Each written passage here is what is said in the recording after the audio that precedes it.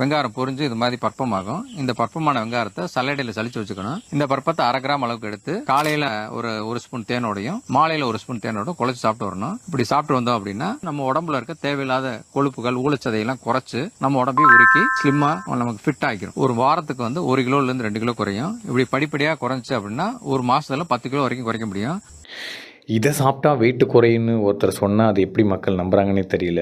இந்த பொண்ணு என்ன பண்ணியிருக்காங்கன்னா, வெயிட் லாஸ்க்காக என்னத்தையோ ட்ரை பண்ணி இந்த மாதிரி ட்ராஜடியில் முடிஞ்சு போச்சு.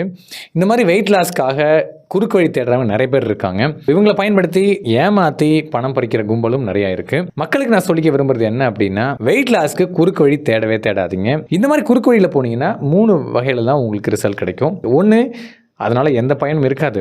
2வது, ஒருவேளை ஷார்ட் டேர்மில் டெம்பரரியாக அதனால் வெயிட் குறையலாம், பயன் தரலாம். ஆனால் திருப்பியும் பழையபடி உங்களுக்கு வெயிட் வந்துடும். 3வது, அதனால் உங்களுக்கு பாதிப்பு ஏற்படும். வெயிட்டு உங்களுக்கு ஏறுறது எப்படி ஏறுனுச்சோ அப்படி தான் இறக்கணும்.